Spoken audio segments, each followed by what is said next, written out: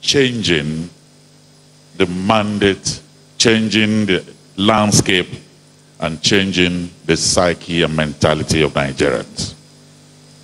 The emphasis within the last 3 years have been to reestablish the nation on a positive trajectory of growth and development, rebalancing the economy, strengthening institutions, providing a conducive environment for the private sector, and rebuilding alliances with global development partners. No wonder all of us can beat our chests and said in the last 3 years, the country has moved away from a shifting sand to a firmer ground. And so, Your Excellencies, it's on that note I welcome all of you on behalf of the presidential media team to this presidential presentation of this book, Firmer Ground. But to kick us off, let me invite the Secretary to the Government of the Federation, Mr. Boss Mustafa, to formally welcome all of us.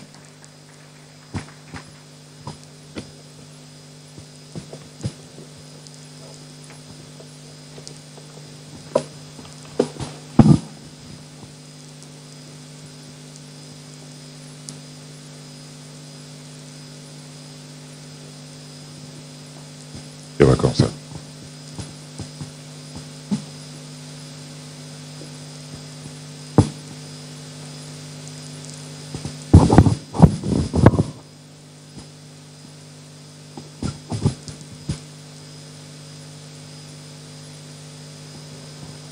Your Excellency,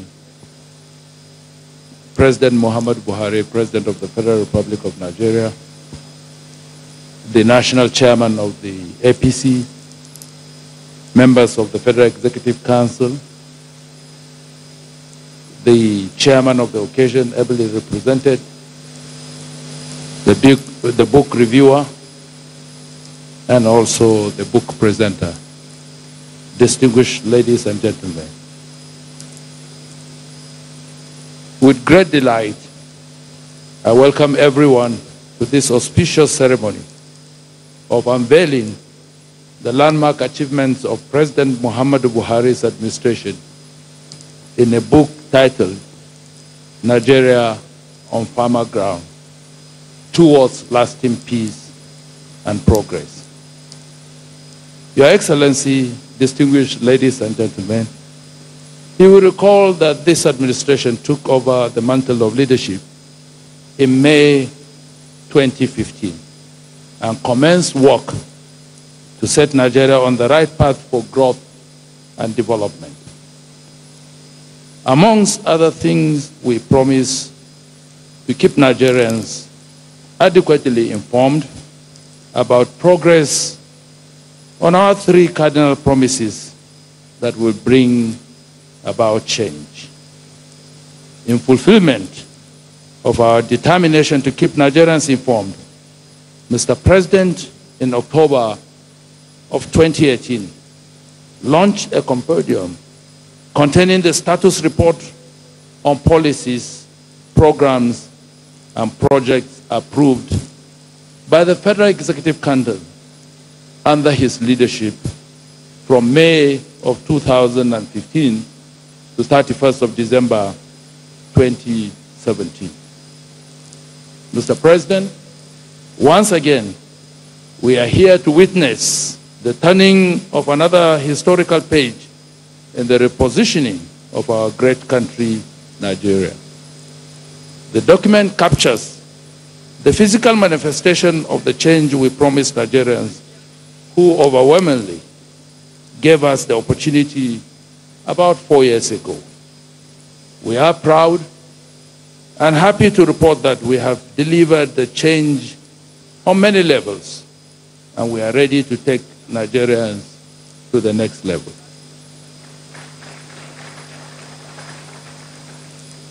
Today's event is about promises kept as dutiful servants of the people.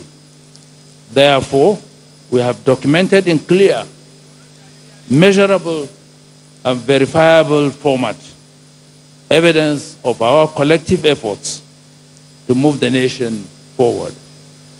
In pictures and text, we have chronicled an account of your stewardship, your plan to consolidate 4+4. Your Excellency, it is noteworthy that this is the second publication on your achievements in 4 years, put together by the Media Department of the State House. The first publication was presented as a midterm scorecard in 2017 titled Making Steady Sustainable Progress for Nigeria's Peace and Prosperity.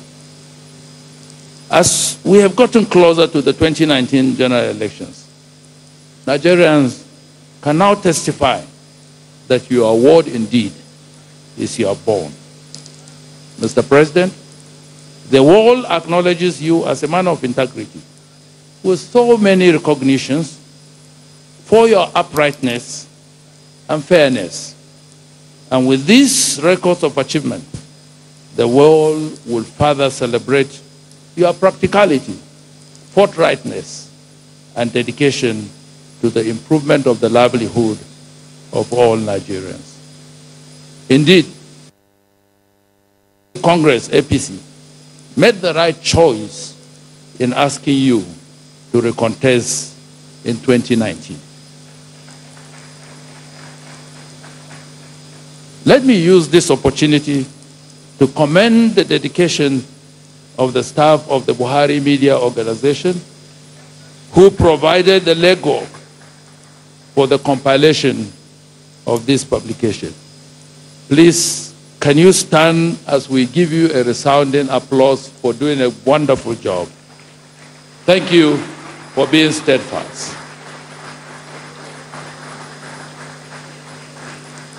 You can sit down. I also want to congratulate the presidential media team for successfully packaging and launching this second publication.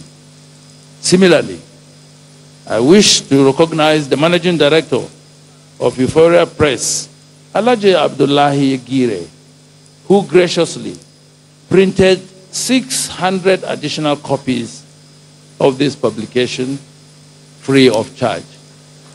I remember he extended the same courtesy with the first publication. Your Excellency, ladies and gentlemen, the chronicling of the landmark achievement of this administration is historical in every sense. The documentation will remind every Nigerian of our commitment to change, our quest to take change to the next level, and our determination to let history record us on the right side. Once again, Your Excellency, distinguished ladies and gentlemen, I welcome you to the next level as we are all going higher. Thank you, and God bless you.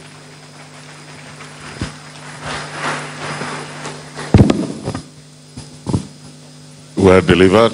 Can we appreciate him one more time as he steps forward down here?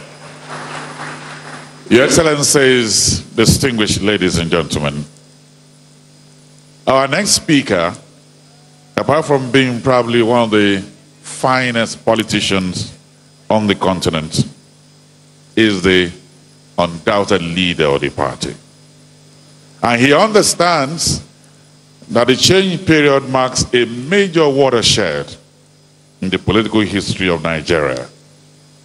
That the change agenda has set in motion a process that is ushering in a new era that is driven by hope, commitment, and democratic leadership. Only him understands a lot of this. It's therefore my pleasure to welcome Asiwaju Bola Ahmed Tinubu, represented here by one of the finest broadcasters and communications person in the country, in the person of Mr. Dele Alake.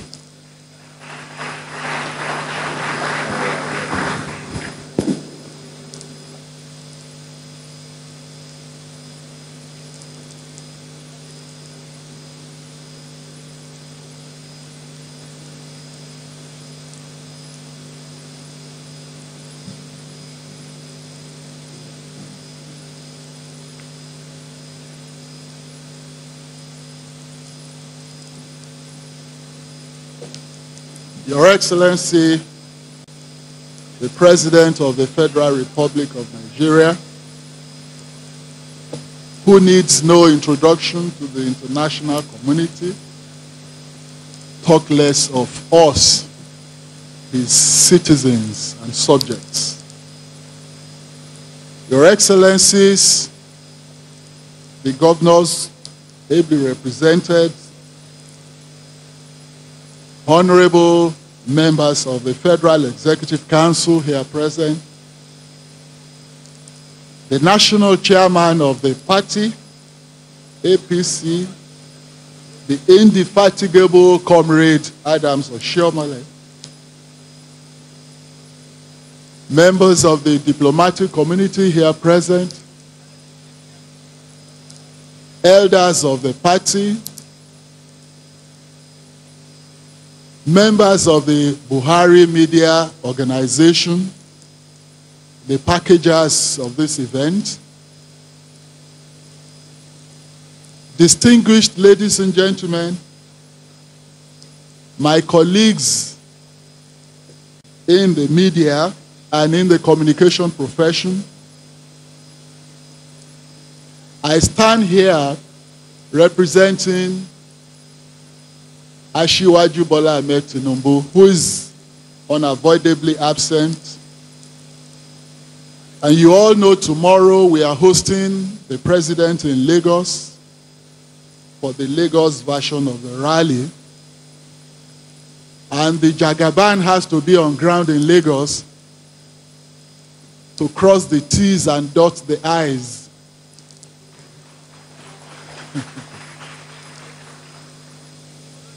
So he has graciously asked me to stand in for him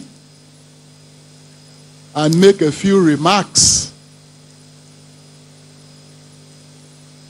Your Excellency, distinguished ladies and gentlemen, it is an honor for me to be here for the presentation of the book titled Nigeria on Firmer Ground Towards Lasting Peace and Progress. President Muhammadu Buhari's administration has achieved much over the past years. It is good to publicly acknowledge these achievements as we near the coming elections. For the gains achieved by the Buhari administration underscore the historic nature of this election. It pits a candidate of national purpose and destiny against the candidate of personal enrichment and its attendant abuses. The road of progress and justly shared national development is a difficult one. A leader must be possessed of the requisite bravery and commitment to venture the path rarely taken. Hardship and events, neither of your own making or choosing, will come to test your mettle. Only the most intrepid and committed will continue the right direction in the face of such harsh realities. President Muhammadu Buhari has proven himself to be a man of such fortitude. Many have conveniently forgotten that the economy was in a steep downward trajectory before the Buhari administration experienced even its first day in office. The preceding administration embodied the ideals of a festive weekend party more than those of a serious political party. They spent all that came into hand and made no provision for the lean times tomorrow might bring. Lean times came, no doubt, when oil prices sunk to historic lows and revenues thinned as never before. But the Buhari administration navigated us through those difficult times in a way that has positioned us for a better, more prosperous period in the coming years. Imagine, if you will, the calamity that would have descended on us if the Buhari government had not come in when it did. Nothing would have been left in the treasury for the public cause. Buhari's government took a different approach. People have murmured his inaugural address statement that, I quote, "I belong to everybody and I belong to nobody," as being aimed at me. Well, I find that strange indeed, as those words were what I wanted him to say and wanted him to be. Unlike those whose stated policy is to enrich friends, Buhari took the noble position that it was better to help the millions of hardworking but anonymous Nigerians and the anonymous common folk instead of maintaining the national economy in the status of a festive party for a selected few. True to his word, President Buhari has achieved a lot in his time in office, despite our strained financial condition due to shrunken oil prices. Through focused policies, the Buhari administration has set the foundation for enduring growth of a diversifying economy, not unduly reliant on an increasingly unreliable foreign appetite for crude oil. Let our economy stand on its own feet and not be overly beholden to motorists in New York City, London, or Paris. I believe such sovereign economics are in the long term the soundest economics. The president has managed to return Nigeria to the path of growth. Our foreign exchange reserves have been rebuilt. Inflation has been brought under control, and our balance of trade steadily improved. These macroeconomic indicators point to an economy that, under the watchful eye of the president, is steadily recovering. But we must also recognize the positive economic statistics mean little to ordinary Nigerians striving to put food on their tables. Our party, the APC, is a party of compassion and progressivism. Despite the relatively meager revenues of this government compared to prior governments, the Buhari administration set out to do what the other governments cared not to do. That is, to give direct care to the nation's poorest and most put down people. Our primary school feeding program and monthly stipends for the poor feed millions, enable children to remain in school, and have energized local economies by creating several thousands of jobs while providing a measure of economic security to our poorest citizens. Agricultural reforms have created new jobs for millions of Nigerians and revitalized rural communities. Our trader money, market money, and farmer money schemes empower small business owners through easy access to the credit to grow their businesses. Food production and security have been enhanced.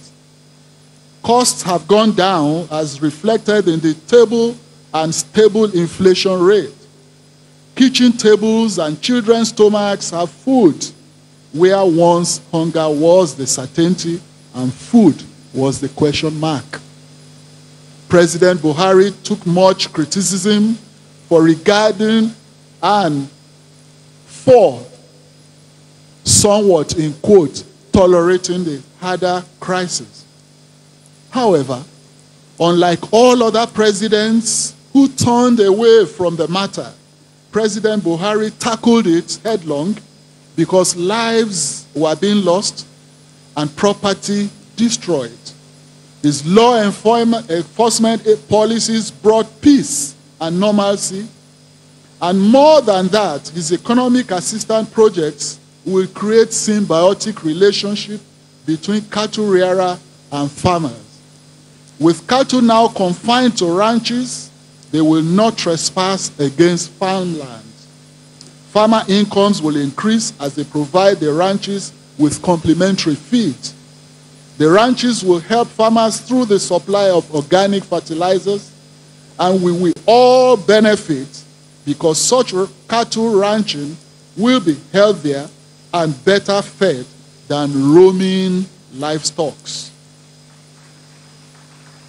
Further, leather production and associated industries will receive a boost.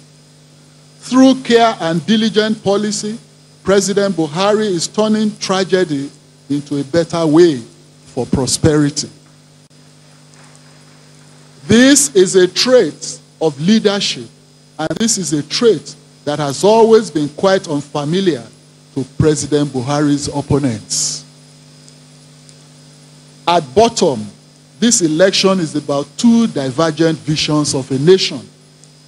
Others want a return to the economy of favor for the rich and desperation for the rest. We want an economy for all Nigerians where each person will receive his full share of the abundance of the land according to his labor and social contributions. The achievements of the first 4 years of the Buhari administration represent the present. They show what can be done when compassion, vision, and courage combine into one. More importantly, they bear the promise of even greater things in the future if only we have the will to press forward to the greater Nigeria we all deserve. The APC's progressive policies are intended to build a stronger, fairer economy, and with the APC, Nigeria finally has the chance to reform the economy. The APC has started by providing a social safety net in order to save our poorest citizens, because we believe in a society where the forgotten are never truly forgotten.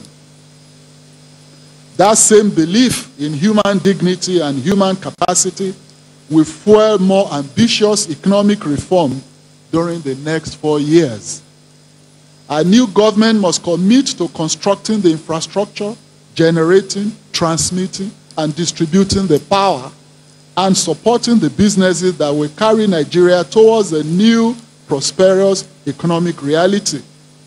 The next administration will build and build and build on a scale never before seen in Africa. We will invest and invest and invest in our people and in our future. We will take Nigeria to the next level.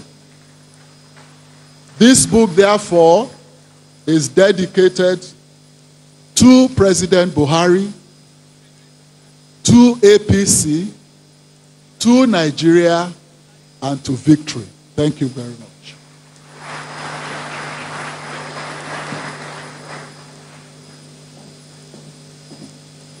And so please take this second round of applause and please transmit that to the Ashiwaju. Thank you very much. Your Excellencies, distinguished ladies and gentlemen, since 1859, when the first newspaper, Ìwé Ìròyìn fún àwọn Yorùbá àti àwọn ará Ẹ̀gbá, came into being, the Nigerian journalistic space have continued to serve as watchdog of democracy, enablers of healthy democracy, promoting unfettered political debate. And in this very long history, our book reviewer is a shining star. If you call him one of the poster boys of Nigerian journalism, you'll be right. Former editor of Daily Times, one of those apostles of Babatunde Joseph, former governor of Ogun State. Even in his very advanced age, he remains a very cherished journalist as far as this country is concerned. To review the book, please join us and welcome Chief Olusegun Oshoba.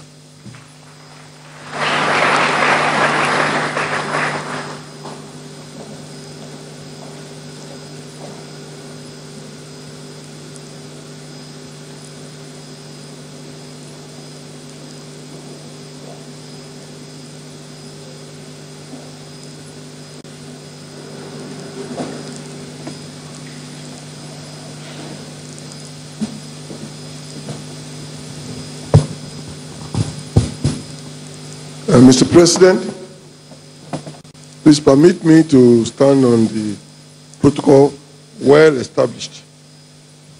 First of all, I want to thank you, and particularly the media team.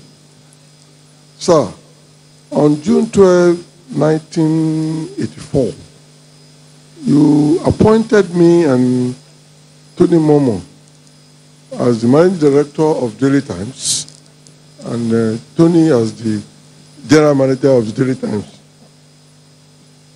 Now, Tony Momo reviewed your midterm from Daily Times. I'm now reviewing your 4 years. So I keep telling people that if anybody fails under President Buhari, it must be his fault and must be a careless person. Because when we were appointed, throughout the tenure of General Buhari, he never one day invited either myself or Tony Momo for any audience or interfered whatsoever in what we were doing in the Daily Times. Tony Momo sacked almost half of the staff, who are all MPN nominee in Daily Times. They complained bitterly to their head of state. He did not for one day interfere. Thank you very much, sir. I'm taking a radical departure from the norm in tasks of this nature. I have taken the liberty of starting from where I should have ended. My verdict. And it is that this huge compendium, Nigeria on firmer ground, towards lasting peace and progress, deserves not only to be read and digested by all Nigerians, young and old, it should also be kept as a treasure. My only concern is that it ought to have been issued far much earlier than now, when we are only less than 9 days to the presidential election. But with today's digital technology, I'm sure that the initiators, the presidential team, and their collaborators and technical partners will find the fastest means to make it accessible to a greater number of Nigerians at home and in the diaspora. That is, if they have already not done that, whilst getting the hard copies to the opinion-forming elite. Apparently, the compendium title was markedly derived from the foreword by the president himself, where he firmly concludes, and is right, that, I quote, "We have held our ground," unquote, "against the enemies of Nigeria, sustained peace, posterity, and progress." Permit me to quote extensively, and I beg you extensively, from the submission of the President Buhari Chief of Staff, Abba Kyari, And of course, forgive me, Abba Kyari is Oxbridge. He's from Cambridge University. So when the Cambridge University writes, you take notice. Abba Kyari, well positioned in the opening pages of the book as his commentary. And I quote him. This is extensive because it's virtually the review of the book. Consider where Nigeria was in 2015. Violent extremists threatening to establish a bloodthirsty criminal state inside our own borders. Even oil, our one export industry, was in total comatose, and a Wild West casino culture in government, where billion-dollar contracts were working, literally working, with impunity. Salaries, allowances, and pensions of public servants remained unpaid for years. Funds that should have gone to support our soldiers were diverted into the swamp of a doomed political campaign. Contractors, godfathers, and politicians helped themselves to billions. And as a result, too many of those on the front line and those they should have had the means to protect were all killed.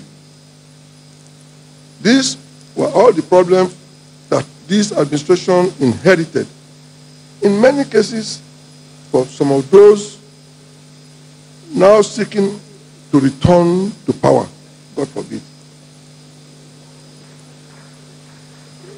Take the economy. God forbid is my own. That's not Abba Kyari. Take, I'm still quoting Abba Kyari, please. Take the economy. In the boom years,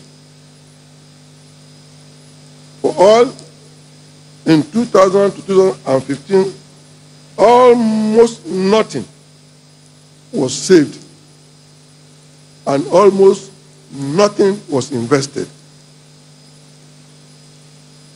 We did not even pay our cash calls to our partners, and you know better because it's in NNPC now.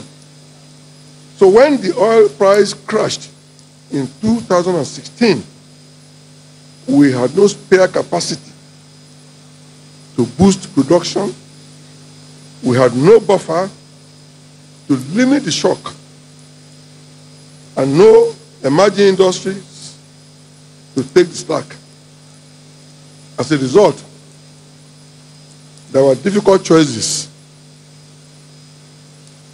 but we chose to focus on agriculture and revive the fertilizer industry, which in turn helped provide millions of jobs in rural areas, take the pressure off our cities, and bring down our food import bill. I'm still quoting Abba. We also made it a priority for government to pay cash, protect the cash costs, and to become a reliable partner in the industry that generates exports, the oil industry. On security, we called time on the license protection rackets in the Niger Delta and now have a sustainable peace. In the East, the siren calls of doom have been silenced. Violent extremists fleeing Iraq and Syria may be attracted to Nigeria, but we have reduced their capacity to that of a terror group that looks to steal and even blow up our children.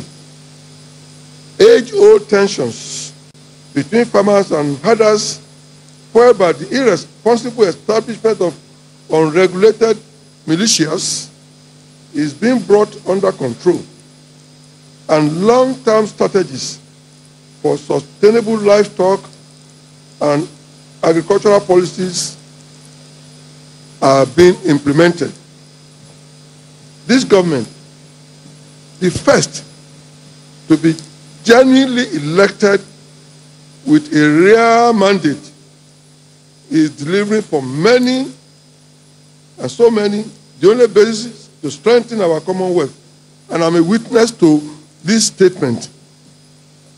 In 2003, the voters in Ogun State were more than registered voters, almost double. The result was 1.6 million votes for President Obasanjo.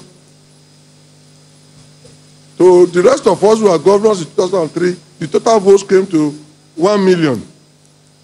Nobody could account for 600,000 votes. The then General Buhari went to court, and the court threw out the total votes in Ogun State out of the presidential result. Not only was it thrown out, the court made damaging statement on a sitting president. He says the result in Ogun State were criminal in nature. It's not my word, the words of the court. Criminal in nature, with impunity, rigging, the kind of wars that in other countries will have resulted in the impeachment of the sitting president. Because if a president had committed crime, the consequence is impeachment. So, Mr. President, you won 2003 election, you won 2007 election, they rigged it, there's no more room for rigging. So you had, what as Abba said here, Jenny elected with a real mandate. Is delivering for the many, the only basis to strengthen our commonwealth, where others talk and share our contracts. We are delivering on infrastructure, the building blocks for sustainable economic growth. There are no quick fixes to our condition. Effecting real change is unglamorous, painstaking and difficult. It does not immediately grab headlines or always yield instant results. It does not help that those vested interests looking to hang on to undeserved privileges throw roadblocks in the way. Transition is unsettling. It is the nature of the journey that we do not fully appreciate the destination until we reach it. And we shall reach it by the grace of God. But deliverables are already there and stacking up. This is Abba Kyari verdict and his comment on this book. When I read that and I read the book, I went back and I said, what else am I going to review after all these extensive statements? But then there's still a lot to review. The evidences of those deliverables are what we find in this virtually delightful 482 pages of this compendium. 182 pages more than the one presented to mark 3 years of PMB administration. So Tony Momo, I'm doing better than you. Making steady, sustainable progress for Nigeria's peace and prosperity. More MDAs are featured in this edition. You will find in the compendium, among others, evidences of Nigeria's real green revolution. And that can be testified by the rice revolution. How the critical sectors of the economy are being driven to ensure sustained, inclusive, diversified growth for Nigeria's maximum welfare. The government's advancements in social investment, empower, school feeding, trader money, market money, and all. The impact of CBN anchor on borrowers, program on food security, and its forest policies in the economic outlook and market evidences, steady progress in the deployment of ICT nationwide, and how everything is being done by professionalized Nigeria's armed forces. For instance, the Nigerian Air Force attests that, quote, in the last 3 years, the federal government has facilitated an unprecedented increase in the number of NAF aircraft available for operation. The last time that the NAF was able to induct such a high number of new aircraft into service was in the 80s. This is a quotation from the NAF itself. That is why they are swearing, and they will continue to swear. The Commonwealth Secretary General, Baroness Patricia Janet, is quoted in the section on the Economic and Financial Crime Commission, EFCC. And I quote Janet, we were very proud in the Commonwealth, he said, I continue to quote, when President Muhammadu Buhari graced us by coming to the Tackling Corruption Together conference in May 2016. It was originally typed 2019 in the book. I hope our reader will correct themselves on that. And I don't think anyone will forget. I'm still quoting her. When they asked him, that's when they asked President Buhari, what do you want out of this conference? And President Buhari replied and he said, I want my money. I want my money back. I want my money back to the people of Nigeria. And I'm still quoting Janet, and this has been a matter of great pride.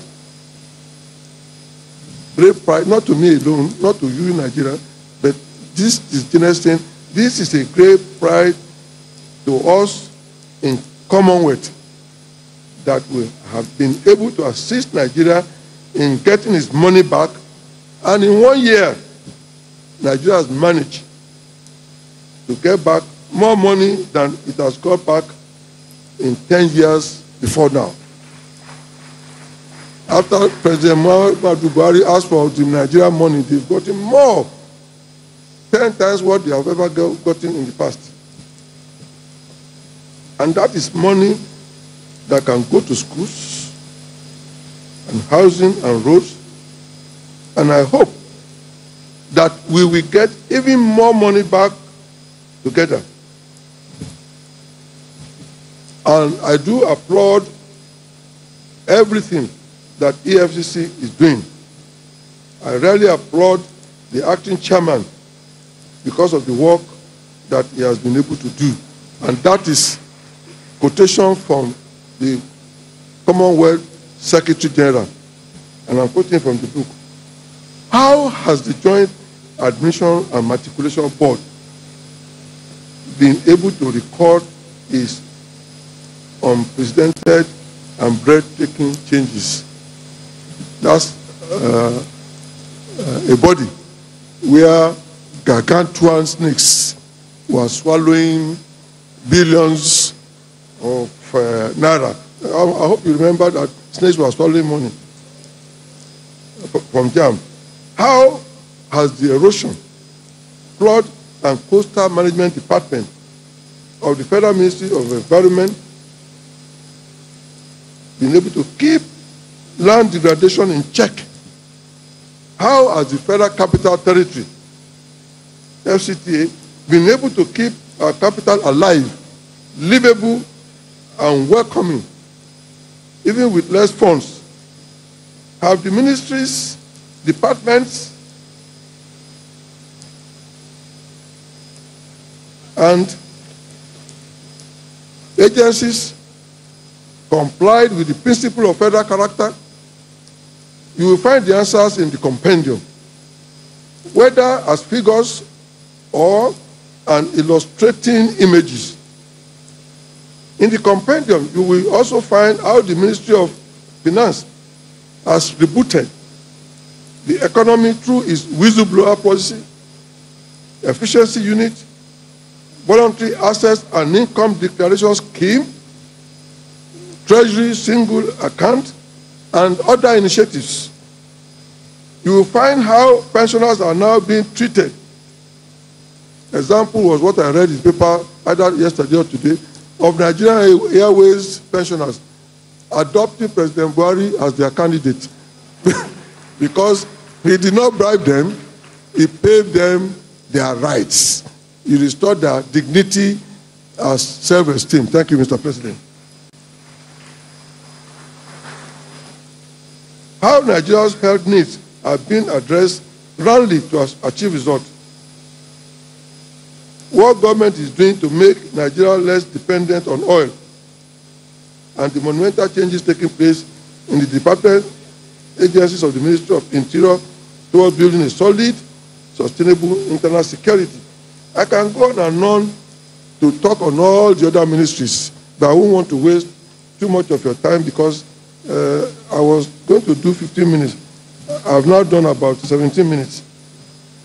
I don't want to go on.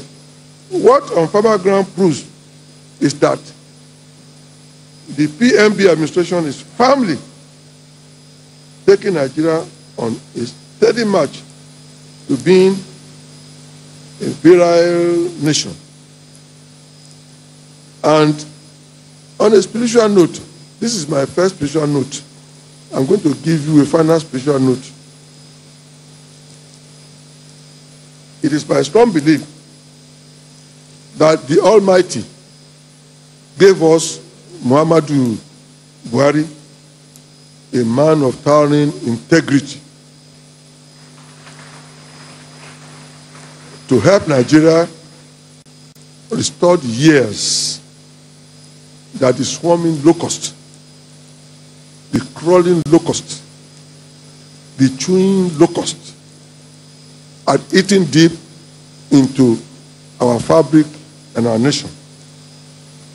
May we never return to those years. Never and ever again. Now, my second spiritual thing is this. Yesterday, the Alaki of Egbaland did a test run on the train between Lagos and Abuja. His forefather, decades ago, in the early of this century, did the same thing. Now, for me, 65 years ago, I used to travel from Osogbo to Abuja by train. And you see, the president is the son of Ogun State. Because like me, he told me once, he used to travel from the north to Ifon to spend his holidays with his uncle.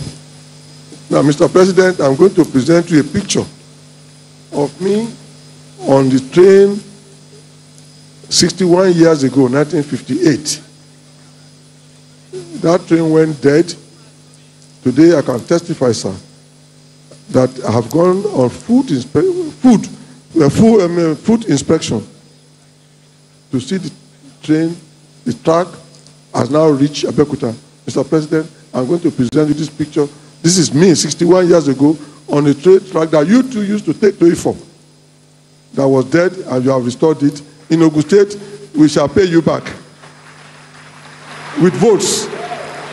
Mr. President, I once told you that we in Yoruba land are following you because of your philosophy, not because of your person.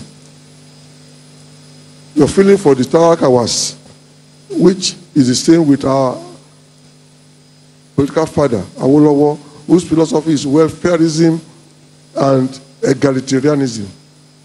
You've restored that, and we'll continue to follow you because we are following you purely on policy and your beliefs. Your vice president is the son of an Awoist.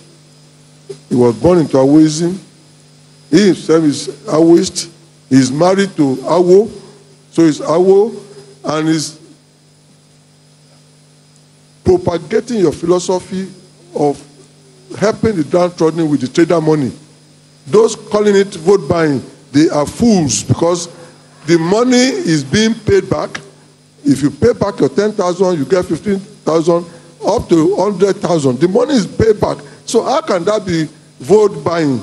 The money is back to the treasury, to TSA. Mr. President, we want to thank you for that philosophy which gels with Bapa Awolowo philosophy of egalitarianism and welfareism. Thank you, Mr. President. I assure you, in Ogun State, we have two major reasons to vote massively for you. One, the train is back to Abeokuta.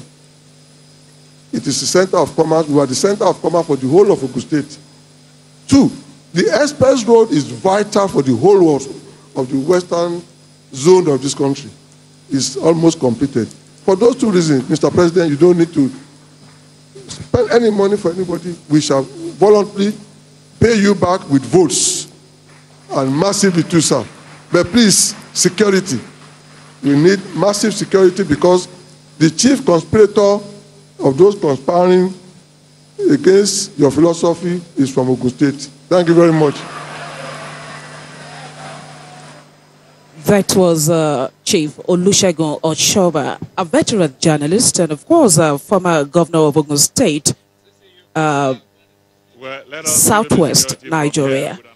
If there's anything that is uppermost in the heart of this present administration, they say it is driving the economy's critical sectors to ensure sustainable, inclusive, diversified growth for Nigerians' maximum welfare.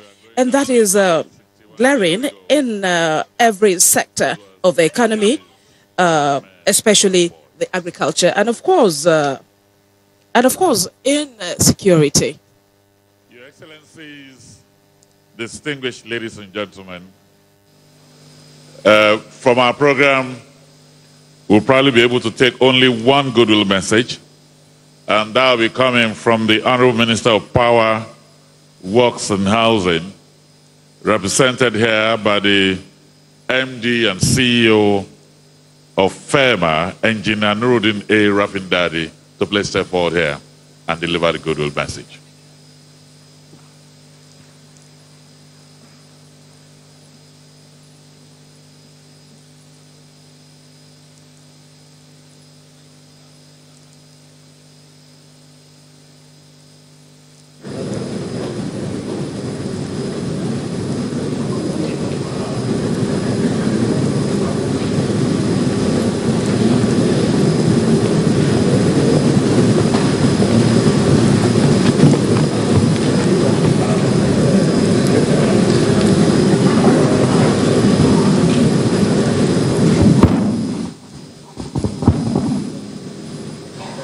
Mr. President, National Chairman of our party, honorable members of the Federal Executive Council here present, the chairman of the occasion. My name is Engineer Nuruddin Rafindadi, Managing Director of the Federal Roads Maintenance Agency, here today to present the Goodwill message of the Honorable Minister of Power, Works and Housing, Babatunde Raji Fashola, SAN. And I quote, "If ever there was a time to set Nigeria on very firm ground, that time is upon us now, and we fail to act at our own peril. After many decades of stops and starts and missed opportunities, Nigeria has to get it right now. Happily, there is a leader for Nigeria at this moment, a moment that calls for tough decision-making, and the courage to challenge the debilitating status quo. And that leader is Muhammadu Buhari, President of the Federal Republic, elected on a mandate of change, anchored on the promise to secure our nation, fight corruption, and diversify our economy. This book, Nigeria on Firmer Ground Towards Lasting Peace and Progress, chronicles the acts, the policies, the programs, and projects that have been taken, initiated, undertaken, and implemented towards building an enduring Nigeria. When Nigerians voted for the message of change and handed President Muhammadu Buhari the mandate to pilot the affairs of Nigeria, little did they know how urgent the need for change was and how dire the affairs of Nigeria were back in 2015. True enough, the Ministry of Finance and at that time the Coordinating Ministry for Nigeria's economy had warned in 2014 that the economy was heading towards stormy waters. It was not until I resumed as Minister of Power, Works and Housing that the reality set in. From the outside, we had heard that the capital provision in annual budgets of 4 trillion naira were only about 15%. What we later found out was that only about 19 billion was budgeted for Nigeria's roads network of about 200,000 kilometers that were urgently in need of repairs, upgrade, and reconstruction. This was only about 1/3 then of the budget of Lagos State for roads in 2015, which was 70 billion. We found out that the contractors had not been paid for years, and many had laid off workers, shut down plants and equipment, and along with it, the ancillary economy of fuel, lubricants, labor, cement, steel, quarry work, and transportation that drives the value chain of the job creation and decent livelihood. The knock-on effect was that journeys that should take minutes took hours, if not days. And the consequence was high transportation costs that was passed through to the cost of goods and services and cost of living. True to his mandate, President Buhari changed this. With dwindling revenues, he showed courage by increasing the budget size from 4 trillion to 6 trillion in 2016, committing 30%, which is double of the previous 15%, to capital expenditure. This has increased to 8 trillion in 2018, with 30% committed to capital expenditure. The results are becoming manifest.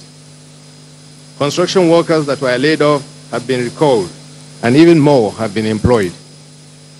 Idle plants and machinery are now running. Their drivers and operators are back to work. Demand for fuel and lubricants is back, and suppliers are responding to keep them in operation. One of our contractors ordered 600 tires in a single day. Another reported that demand for bitumen and asphalt is exceeding supply. Yet another contractor reported that for the first time in 10 years, their overdraft had been fully repaid and they could now renegotiate new borrowing terms. Construction firms quoted on the stock exchange have made profit and distributed dividends to their shareholders for the first time in a long time. Quarry operators are back to work and the mining industry is back to life. Today, there is no state in Nigeria where at least one federal road construction work is not being undertaken. A pilot housing project is being executed in 34 states where land had been provided, and they are utilizing made-in-Nigeria building materials, including cement, iron rods, doors, windows, roofing sheets, and more.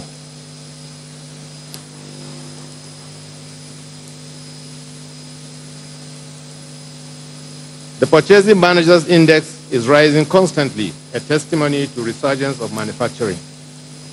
Shipping companies, clearing agents, and warehouse operators have benefited from the decision to clear and utilize 800 containers of power equipment abandoned at the ports for almost 10 years due to lack of payment.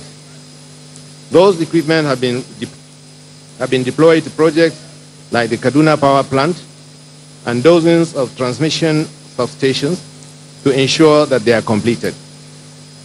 The conversation has changed across the state from there is no federal presence in my state to when are you going to complete the project? This is welcome change by the Buhari government as mandated by Nigerians. The economy has recovered from the foretold recession. It has grown consecutively almost every quarter since that recovery. What remains now is to multiply the growth and deliver prosperity on a massive scale by reducing cost of transportation when the roads are completed. This will result in a reduction in the cost of doing business and consequently in the prices of goods and services. The next level of this journey is the massive creation of manufacturing jobs, agriculture-based jobs, and maintenance jobs for artisans and craftsmen through the National Infrastructure Maintenance Policy. The commitment of the Buhari government to infrastructure follows a time-tested and proven method of wealth creation, wealth distribution, and delivery of prosperity. Infrastructure defines the status of nations on the scale of global assessment. It is a critical barometer that sets rich and poor nations apart. It is the measure of development and underdevelopment. On behalf of the staff of the Ministry of Power, Work and Housing, I express gratitude for the privilege of being the head of their team of change agents who have received enormous and unqualified support from Mr. President and his cabinet. Truly, the foundations that place Nigeria on firmer grounds have been laid in the last 45 months. The next 4 years can only yield a shared national prosperity, create jobs, reduce prices, and deliver lasting peace and progress. That is the next level. Thank you.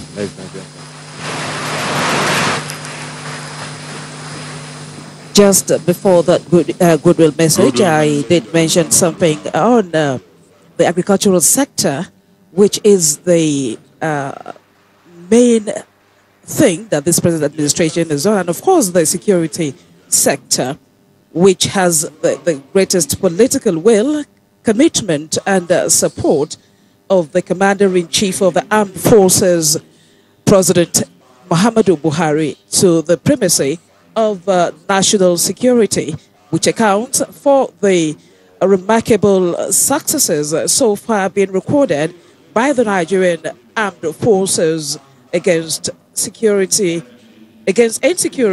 and insurgency in the northern part of the country. Welcome to the podium, the chairman of APC. Please welcome Comrade Adams Oshamale.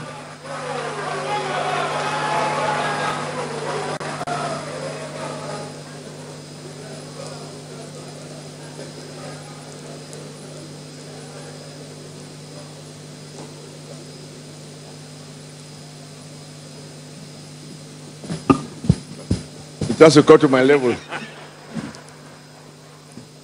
Your Excellency, President Muhammadu Buhari, Your Excellencies, former governors, are already in trouble. Honorable Minister of FCT, who is our landlord, the Chief of Staff without Bini beads, and former Senate President, former Governor of Ogun State, former editor, now an oppressor, Secretary to Government of the Federation. It's only today I know your middle name, that your middle name is Gida.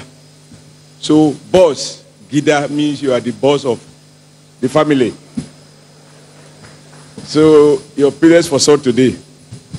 But let me appreciate also the representative of Asiwaju, Bola Ahmed Tinubu, and my distinguished comrade. Mr. President, I'm excited, but I have one disadvantage. I wasn't told early enough, so I didn't write anything. So I'm full of envy when I see people writing. But that means if I say anything and it's not right, I can deny it because it's not written. But Your Excellency, I am very proud to be part of your team as chairman of our great party, and that has given me a very rare opportunity and privilege to have access to you much more than an average party man. And this season, it has also provided me with the opportunity and privilege of following you around the country, listening to you and hearing people and watching the faces and side comments by the very ordinary Nigerians. And I'm very proud that I am the chairman of a governing party with President Muhammadu Buhari as the chief of state. I just want to say that before now, Nigerians have rightly wondered aloud what is the difference between one government and the other. So when you talk about change, some thought it was change from one Goodluck to Buhari. I know I almost say good luck to another kind of luck. But I think it is increasingly clearer now to people the essence of the change that you promised, arising from some attempt to evaluate the outcome of the effort you have invested in your commitment to effect the change that Nigeria badly needs if we are to survive as a sovereign nation state. And of the three key commitments and promises you made to Nigerians, the one that connects the other two is corruption. And I listen to you each time you've had to talk about it. You remind us of your first effort, where you had both the judicial, the executive, and even the legislative powers, where everybody who was seen with something that doesn't belong to him was rightly put away and asked to prove himself innocent, the one in which you can only, at best, proclaim somebody a suspect. But that battle against corruption is at the heart of the change agenda. There is nothing you have done in terms of new policies that are different. What is different is the effort you are making to ensure that when government make a policy pronouncement, it is sustained. Now, what has been the problem? Why, when you talk to organized private sector, and I have been very much close, or I have interacted with them over the years, even when I was president of the Nigerian Labour Congress, they talk about policy incoherence and policy instability and policy inconsistencies. At the heart of this is not lack of knowledge on the part of those who make laws in the morning and change them in the evening. At the heart of that is the impact and the influence and the role of corruption. I had the opportunity, or was it a burden, to accuse one of your predecessors and the first president that this current democracy produced, who came from a state where the book reviewer came from. And I said to him, sir, then I was very free. I didn't have to talk with any inhibition. The more I affect big people, the better for me, because the people I represent need to see me harassing those who are oppressing them. And I said to him on a May Day in Lagos, I said, sir, you emphasize the need to diversify the Nigerian economy. Every government, every president, every minister, every analyst keep reminding us of the need to move away from a monocultural economy to a diversified economy with less reliance on oil. So everybody knows it. What is the problem? Now, in pursuance of this principle, the then president from where Shegu come from, today I'm a bit of a coward, I'm not able to mention names. He prohibited importation of textile fabrics, certain categories of textile fabrics. And as a result of this pronouncement, the Chinese, the Indians, the Lebanese, and several nationalities who have invested in Nigeria, because there was a time when, based on economic theory, the most important thing that defines, that makes Nigeria different from other countries is our huge population. So we have a huge domestic market.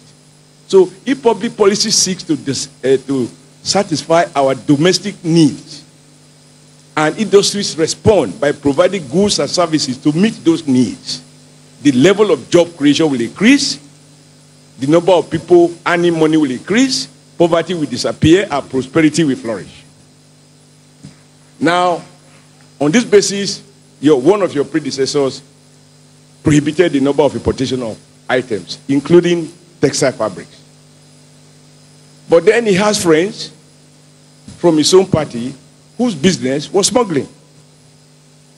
And when they have amassed a lot of trucks in Sime border, incidentally very close to Shegu Oshoba State, Gateway, and some other one in Niger, this predecessor decided to grant waiver for what was prohibited in the morning to become lawful in the evening. And I had the gut to ask him, why reduce Nigeria to a duty-free country? Because what it meant is that because the goods are prohibited, there is no tariffs on it. So when you then issue executive order to now allow the prohibited items to come in, it means they have come in without duties being paid, and therefore they are cheaper than the goods produced in Nigeria. That is how the textile industry was destroyed. And I had the guts to ask your predecessor, rather than create one monopoly supra-smuggler, why not decentralize smuggling? Now, if you ask me, was that an error of the head, or was it an error of the heart? My answer is straightforward. It was the result of pressure arising from big-time people who have money to manipulate the levers of power. Mr. President, before you, your predecessors remind us that no country is safe if it relies on imported products. Whether it was MPN Green Revolution or one of your immediate or not too long ago predecessor, they all remind us of the need for us to return to agriculture.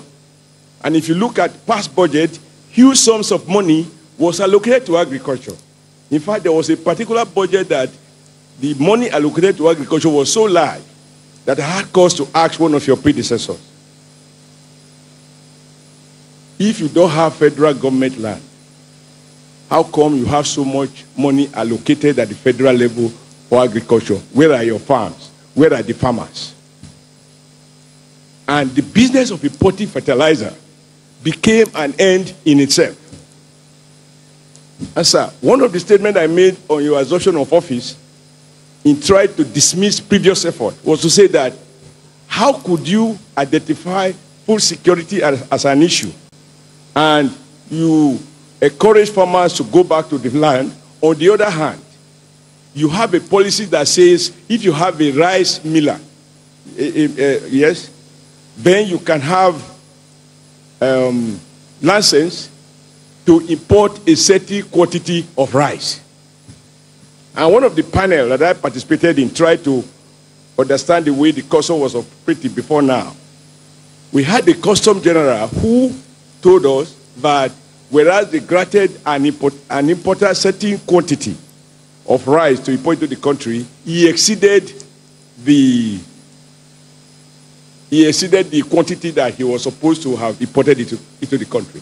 Now my question, what could have made a president or a minister of agriculture or anybody working around those issues to recognize the need to encourage Nigerian farmers to produce rice, on the other hand, grant waiver or grant import license for people to import, in this case, most of the time, expired rice, even though they themselves acknowledge that some of the rice were poisonous? I ask the question, could this have been error of the head or error of the heart? My answer, it is error of the heart as a result of corruption. Because when the people who make cheap money from importation of rice mount pressure around the levers of power, they gave in, and you have those policy contradictions. I'm sure one of the reports that Your Excellency had to deal with was the fact that a former Controller General of Customs was going about from one market to the other in different parts of the country, chasing people, and your immediate predecessor claimed that federal government was shortchanged to the tune of over 20 billion in custom duties that were not paid for rice that were imported. So, sir, when, as we speak today, you look the people, the affair, and you remind us that now are as much as 90% self-sufficient in rice production. What it means is that the total sum, if you look at the books, I don't have the numbers, whatever it used to cost us to import rice, if it is 100 billion naira or 200 billion naira a year, that 200 billion is now transferred to the pocket of rural farmers that are producing rice. And that is how poverty is fought in rural communities, not lamenting the fact of rural poverty, and therefore putting an end to rural-urban migration. Why has it not happened before now? Because of corruption. We could go on and on and on. I see, I didn't know that Oshoba was so handsome when he was very young. I saw those pictures. Nice guy. I can understand why you have such a beautiful wife. But just to say again that when you remind us of how you take train to Ifo and how Shegu take train from one area to the other, I remember also taking train from Kaduna Junction to Idu in Lagos. And because I was so small, I think I'm still relatively small, each time I sit, where sometimes I have privilege to sit, I can look up and I see the difference. But I have to carry something to say, my name is Oshomole Adams Aliu, so that the person who is going to pick me from the train station can identify me. So how can we explain that when we had less graduates, we had less money, we had a rate that was functioning, and day after day, the system collapsed, there was no investment in infrastructure. Some of us are not product of Cambridge like Abba, but everybody understands that the road to sustainable economic growth and development is details that you must first and foremost invest in infrastructure, which is what I believe this book has captured substantially. But what I also want to explain is that why people are accusing you that why are we giving trader money, market money? It is because it is not the tradition to give small money to the poor. The tradition is to issue fake import claims to people who purport to import PMS, all sorts of things into the country, and they go and process the papers, they are certified by Nigerian auditors, they become instant millionaires. Those are okay. But the other one you also forgot is that there is workers' money and pensioners' money. Because that is important to me. Because, sir, you are the first president in Nigeria history to face governors or public sector employers and ask them, how can you sleep when you have not paid your workers 1 year salary? It is not the business of a comfortable president to remember that some people are not paid. No, it's not the tradition. For you, it is an issue. But you didn't stop lamenting it. You then say, let me give you workers' money, bailout. Like I was asked Professor Sibajo, I said, my only reservation is that this bailout, you bail out both hardened criminals and not so hardened. Because even in law, you don't grant bail to a well-known serial offender. But Mr. President, you have given bailout even to opposition parties who mismanage their funds. You have shown that as a statesman, whereas we belong to different political parties, your responsibility as president of Nigeria transcends party limits. If you ask me who had the opportunity or was it a body to preside over one of the federated states of the federation, I found that your predecessors didn't have that kind of large heart, that things were given depending on which party you belong to. There are many things that in 10 minutes we can itemize to show the changes that you have brought about. But much more important, and this is the last point I will make, you have tried consciously to eliminate what I have had cause to protest about when I was president of Nigeria Labour Congress. But you can't have a country where there is no relationship between effort and reward. To reconcile effort and reward is to eliminate free money in the system, rent-seeking money in the system. And to the extent that people are complaining now, those who travel often, they will have observed two things. The first is that Nigeria became the only country where you want to board British Airways and you have first class passengers being downgraded to economy because the first class is oversubscribed. In other countries, usually you upgrade regular travelers to first class. But because of free money, you have a young man, his young wife, and 3 young children. All of them occupy half of British Airways first class cabin because of free money that was accruing. And those who are complaining today about challenges, about difficulties, yes, if you were living on poor source of income, and President Buhari's anti-corruption logic has created a kind of disconnect, and that gap has been narrowed or completely eliminated, of course, the lifestyle that is not based on productivity, on input, cannot be sustained. And therefore, to that extent, we should have no apology for Nigerians who are saying things are hard. They have to be hard.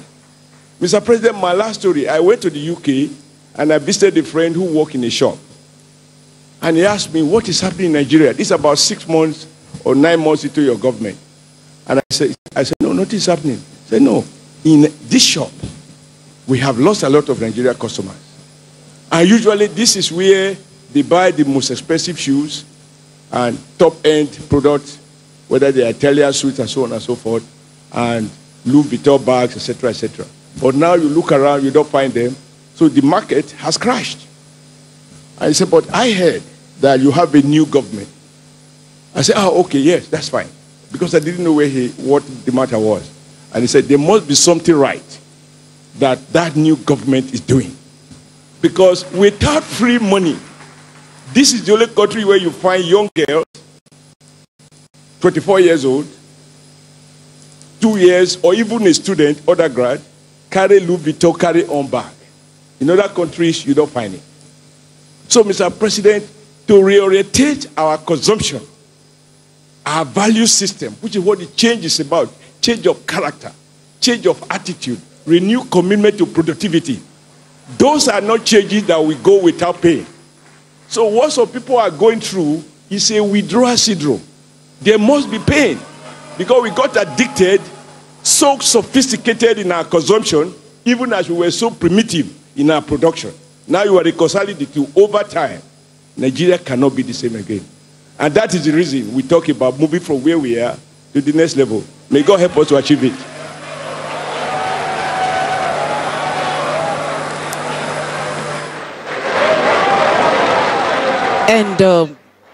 And now to the day's business, which is the presentation of a book titled Nigeria, a non-ephemeral ground towards lasting peace and progress by our former Senate President, Ken Nnamani.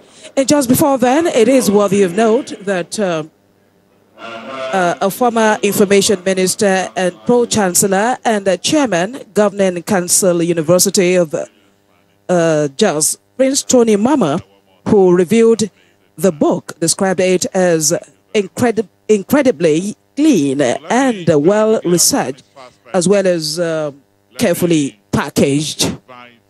The former Senate President, distinguished Senator Ken Nnamani, to step forward here and formally present the book.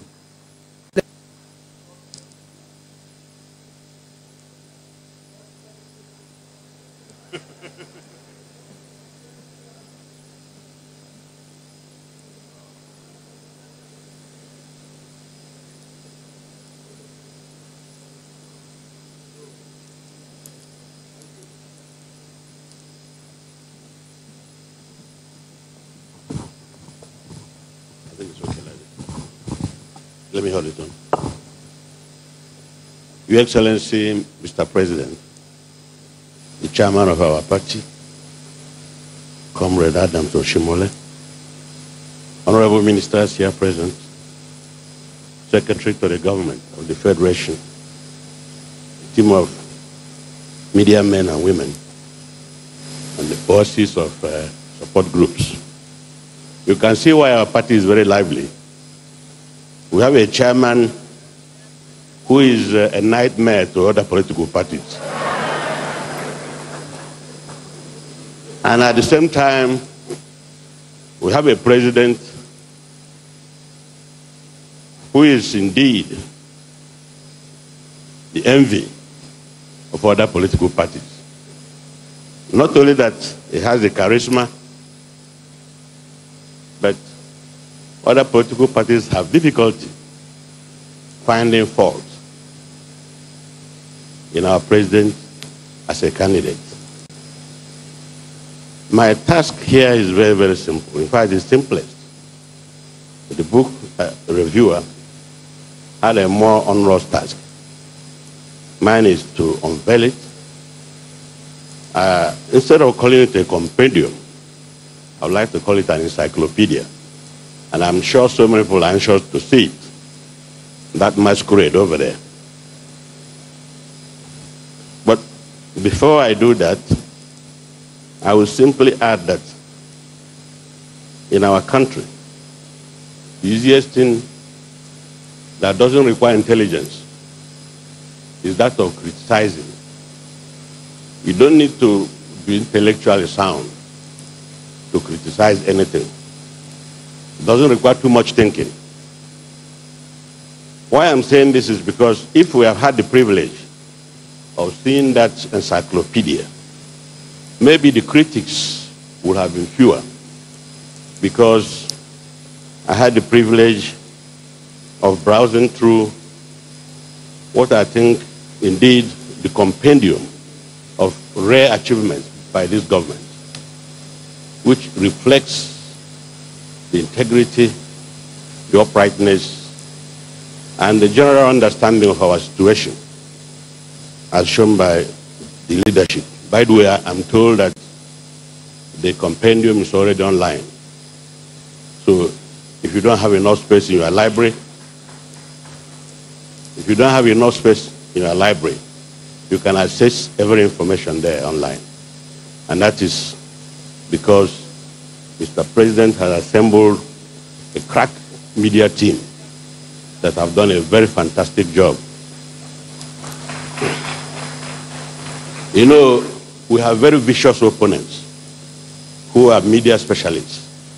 But I think they've made their match in the media team of our State House. Adeshina and the Shehu Gaba and the rest of them are well tested. They are veterans, like you described Oshoba as a veteran. We have new and upcoming veterans.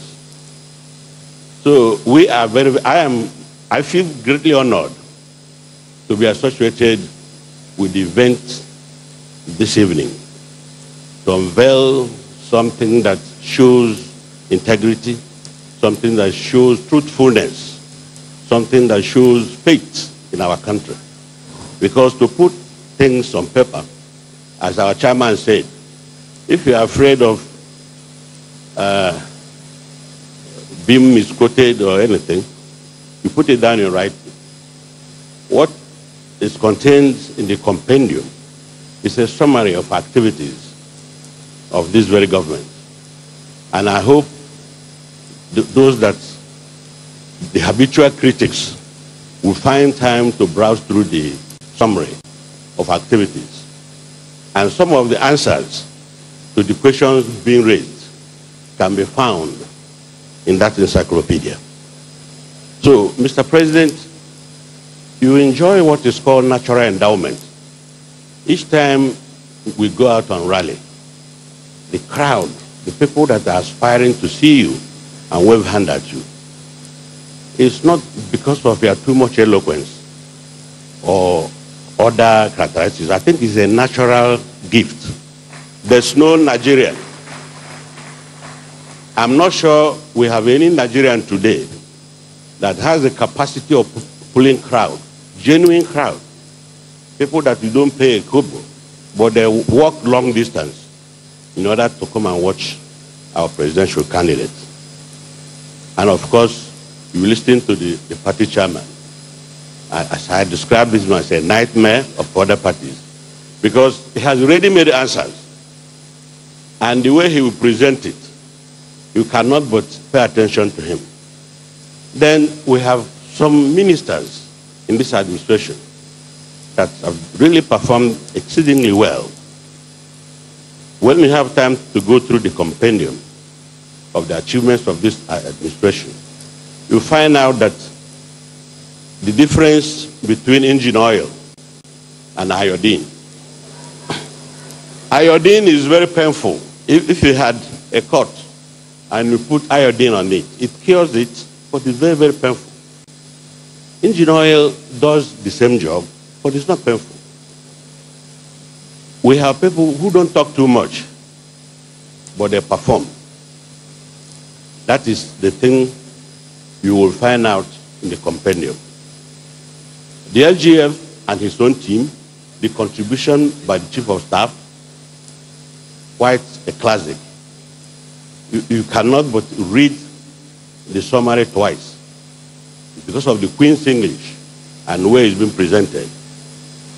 So I think those of us in APC, we have every good reason to be proud of our candidates, particularly our president, and what he has accomplished so far. Not only that, he has restored hope in Nigeria. Yes, as the chairman said, it has to be tough starting, but there's a need for him to have more time to build on the firm foundation that he has laid. And that 4 years remaining for him, which is constitutional, he's not asking for third term. He's asking for... I don't want to go into that because Oshoba is here. And it will be like we are just pointing at Oshoba, at everything we are saying. But he knows, as I do, that his state produced people who would like to...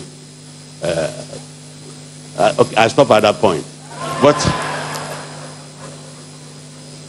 So I'm going to carry out the assignment that is very, very simple for me to unveil this. And it's good you get the hard copy. And of course, those of you that are digital enough, and some of us that are analog, we can work on the hard copy. We work on the digital aspect of it. But it's something that all Nigerians, all schools, all critics should go through and find out if your criticism is right or wrong. Thank you very much. Please, to join the former Senate President to move over there to unveil, let me welcome the following, the chairman of the party. Please rise and join us up here. Let me welcome the FCT Minister, the Chief of Staff, Chief Tony Momo, the NSA, the representative of the Honorable Minister of Power, Works and Housing, and the representative of Asiwaju Bola Ahmed Tinubu to please rise and join him. And then the SGF, please. The SGF, please. Chief Shegun Oshoba, please join us.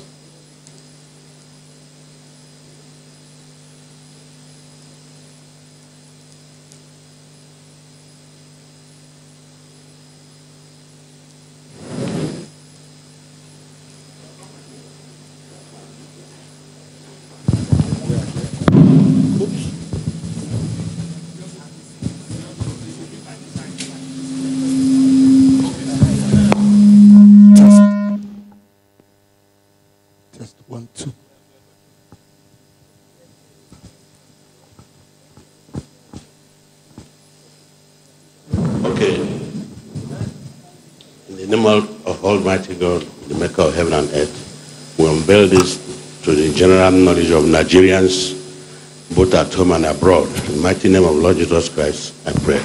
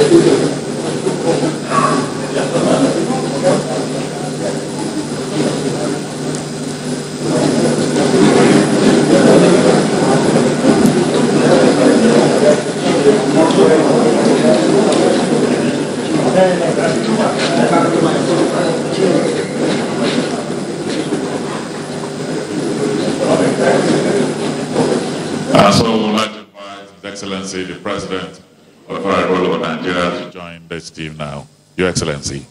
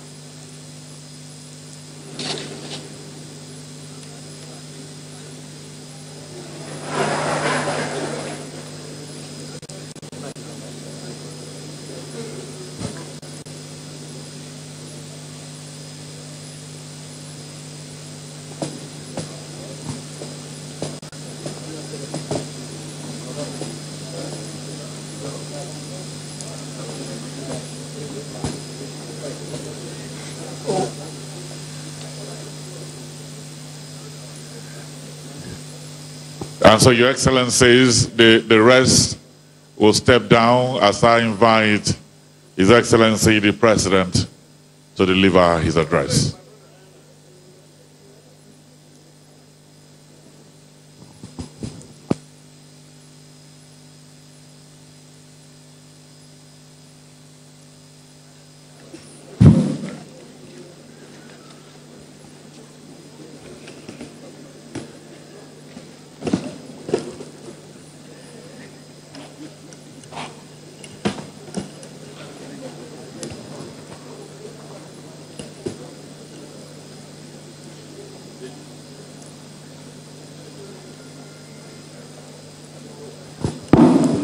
Please be seated.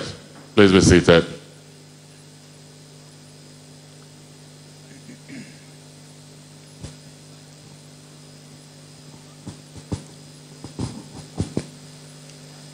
The national chairman of APC, former governor and book reviewer Chief Olusegun Oshoba, secretary to the government, former Senate president, and book presenter, Senator Ken Inamani, members of the Federal Executive Council present here, the Chief of Staff, senior government officials, distinguished members of the Buhari Support Organization, Buhari Media Organization, invited guests, ladies and gentlemen, I am delighted to be here on the occasion of the presentation of the book, in quote, Nigeria on Farmer Ground Towards Lasting Peace and Progress.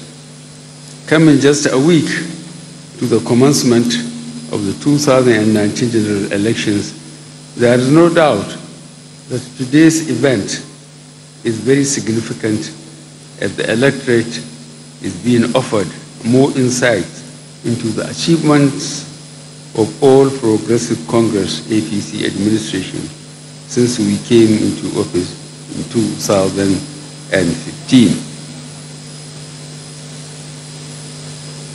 From accounts of all the earlier speakers and what can be gleaned from the book, supported by veritable facts and figures on projects and programs implemented in almost every state of the Federation, it is clear that our administration has delivered substantially on our campaign promises.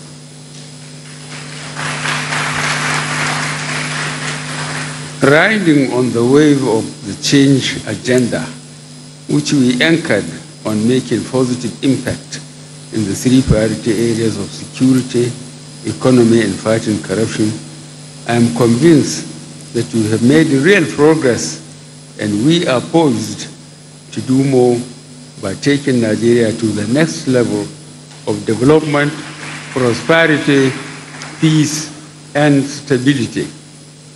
We are also poised to make life-changing progress in infrastructure, agriculture, social investments, and much more.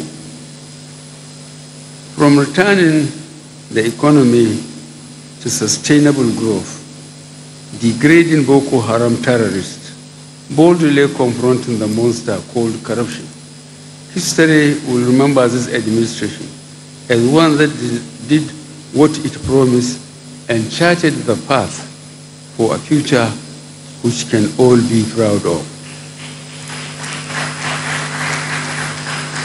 Going around the country in the first weeks on our campaign stops, I believe that our message emphasizes the need to stick to the winning team and not to risk returning our country to irresponsible leadership at any level of government. Their stock in trade is the avaricious plunder of our national assets and resources, and ordinary Nigerians are quite aware of their conduct in government. Our simple message to the Nigerian electorate is to give us 4 more years to build and consolidate on the foundations we have painstakingly laid, so that we shall all reap the benefits of what we have planted in all the sectors of our society. We have proved better managers of our national assets and the limited resources available to us than past administrations, and we are committed to entrenching higher levels of accountability and transparency in the years ahead, as the nation prepares to give her citizens the opportunity to choose their leaders and representatives in the next few weeks. I urge all Nigerians to exercise their civic duty in an atmosphere of peace and security. Let me remember that elections will come and go, but we need a country in which to live.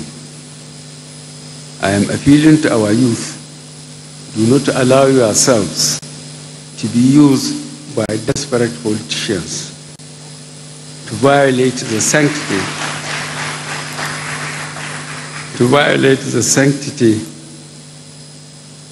of the ballot and endanger our country. I assure you that the security agencies will protect you as you go out to vote without fear of violence or molestation. Let me commend the presidential media team, the Buhari Media Organization, and the other stakeholders for helping Nigerians to understand more of what this administration has done by producing this book and presenting it to the public. I thank you for your kind attention. God bless the Federal Republic of Nigeria. I'd like to...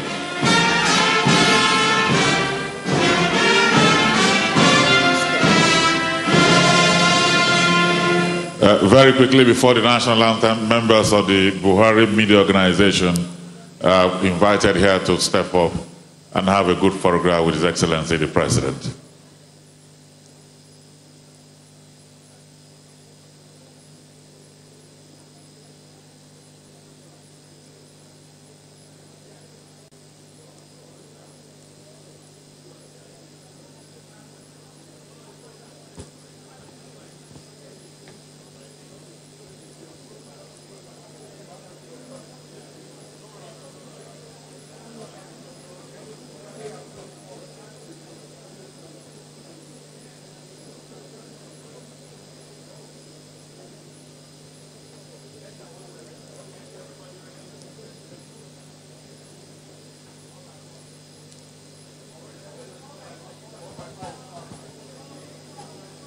All right, so Your Excellencies, distinguished ladies and gentlemen, the national anthem, please.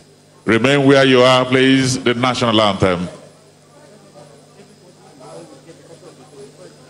I understand everybody in the hall will get a copy of the book. The national anthem, please. The Brigade of Guards, national anthem.